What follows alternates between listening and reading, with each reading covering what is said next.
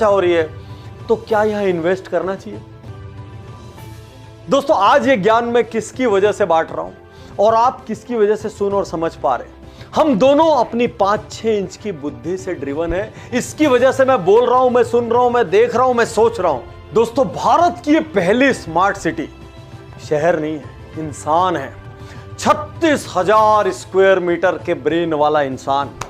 और इस इंसान के ब्रेन का नाम क्या है? एडमिनिस्ट्रेटिव कम बिजनेस सेंटर। एडमिनिस्ट्रेटिव का मतलब ध्यान से समझिए, एडमिनिस्ट्रेटिव का मतलब यहीं से सारा प्रशासन चलेगा, पूरा शहर चलेगा। और बिजनेस मतलब उसी जगह से, उसी ब्रेन से बिजनेस भी ऑपरेट होगा। अब जरा इस ब्रेन को समझते हैं, वहां पर है क्या? सारी डेवलपमेंटल एजेंसीज एक बिल्डिंग के अंदर, सारा कमांड एंड कंट्रोल सेंटर एक बिल्डिंग के अंदर, स्किल डेवलपमेंट सेंटर उसी बिल्डिंग के अंदर, और सबसे बड़ी बात वो सिंगल विंडो जिसके लिए हर business owner, entrepreneur, corporate, industrialist लालायित रहता है, जिस सिंगल विंडो से सारे डॉक्यूमेंट क्लियर होते हैं, उसी बिल्डिंग के अंदर। सब कुछ एक बिल्डिंग में। और आईसीटी एंड स्कैडा सेंसर्स, जिसको नहीं मालूम आज आपको बताता हूं। पूरे शहर में कहीं भी आग लगेगी, मैसेज खटाक से ब्रेन के अंदर।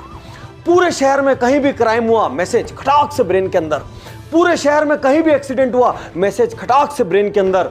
विद इन सेकेंड्स आईटी से पूरे शहर को सूचना चली जाएगी और पूरा शहर सेंसर से कंट्रोल होगा। इसीलिए जब स्मार्ट सिटीज ब्रेन लेकर आती है ना, तो वो इंसान की दिक्कतों को बहुत ज्यादा कम कर देती। और जब सब कुछ एक बिल्डिंग में हो, तो क्या चीज पैदा होती? ईज ऑफ डूइंग बिजनेस, यानी बिजनेस करने में आसानी, बिजनेस को सपोर्ट करने वाला इकोसिस्टम। यूं हिंदुस्तान के बारे में सबके दिमाग में नेगेटिव धारणा है। 190 कंट्रीज में हम धीरे धीरे करते हुए 63rd पोजीशन तक आए, 63 नंबर पर है। लेकिन कुछ लोग ढोलेरा के बारे में क्या कहते हैं? ये वर्ल्ड की सबसे इजीएस्ट जगह है बिजनेस करने की, सबसे इजीएस्ट। अब ये तो खुद आपको चेक करना पड़ेगा, लेकिन लॉजिक क्या है? कहते हैं ढोलेरा प्लग एंड प्ले है। पूरे शहर में जहां आपको काम करना हो, सारी सुविधाएं, सीधा आइए अपने एचआर के साथ, अपनी मैन पावर के साथ, प्लग कीजिए बिजनेस, अगले दिन से स्टार्ट कर दीजिए, नो वेटिंग। जान कहां पर निकलती? एक एक परमिशन लेने में। लैंड की परमिशन, बिल्डिंग की परमिशन, इलेक्ट्रिसिटी की परमिशन, वाटर की परमिशन, बिजनेस चलाने की परमिशन। परमिशन लेते लेते थक जाता है आदमी, टेबल टू टेबल घूमते थक जाता है, फाइलों के लिए जेबों को गर्म करते थक जाता है। ढोलेरा ने एक बार में सब साफ कर दिया। सिंगल विंडो, और सिंगल विंडो के साथ इलेक्ट्रिसिटी वगैरह सब कुछ पहले ही दिन, वो भी 35% कम टैरिफ पर। सब कुछ इतना आसान कर दिया कि आदमी चाहे तो 24 घंटे में व्यापार कर सकता है, ऐसा लोग कहते हैं। और कुछ लोग तो यहां तक कहते हैं, यदि किसी अधिकारी ने ज्यादा काम अटकाया तो अधिकारी साफ हो जाएगा। किसी भी जगह को कौन सी कनेक्टिविटी सक्सेसफुल बनाती है? बहुत ध्यान दीजिएगा इस बात पर। किसी जगह एयरपोर्ट होता है, शहर क्लिक कर जाता है, ढोलेरा में एयरपोर्ट है। सी पोर्ट जो बहुत कम जगह पर होता है, अरे भाई ढोलेरा में 3 तरफ सी है, सी पोर्ट होने की वजह से वो क्लिक कर जाएगा।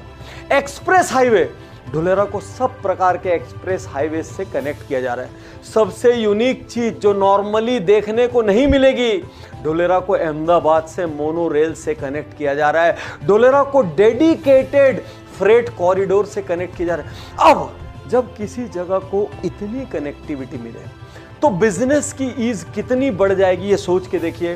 तो यदि आप एक्सपेंशन के जरा भी मूड में हैं और लोकेशन आपकी फिक्स नहीं है, तो ढोलेरा पर एक बार आपको रिसर्च जरूर से जरूर करनी चाहिए। यदि इतनी बातें सुनने के बाद दुनिया की सबसे चर्चित स्मार्ट सिटी में इन्वेस्ट करने की इच्छा हो रही हो, या कम से कम जानने की इच्छा हो रही हो, तो ढोलेरा जरूर जाइए।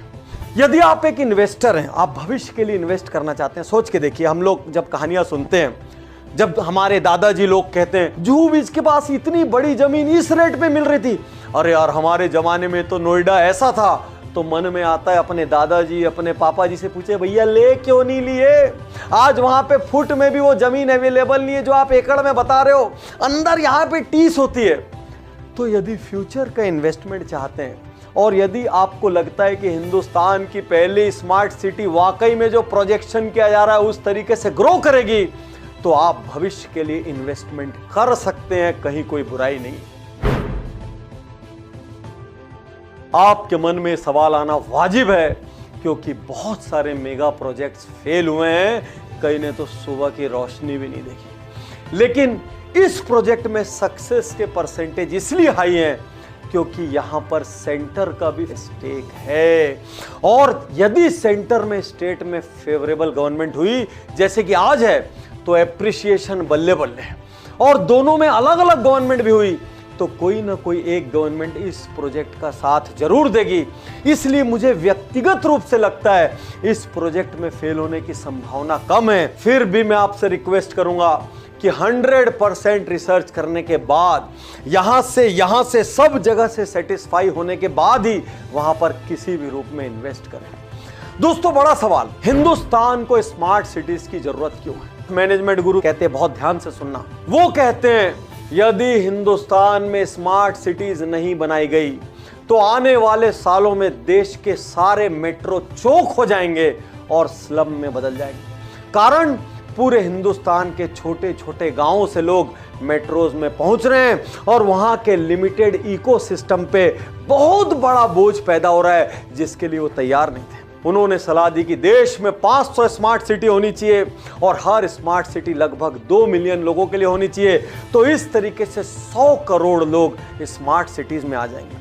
ये लो कॉस्ट स्मार्ट सिटी होंगी, पॉकेट फ्रेंडली स्मार्ट सिटी होंगी, जैसे ढोलेरा है, नहीं तो 4.5 लाख में 100 यार्ड कहां से मिलेगा। ये पॉकेट फ्रेंडली होंगी, गांवों के पास होंगी, इससे गांव भी सरवाइव करेंगे। और जब जब गांव वालों को शहर की जरूरत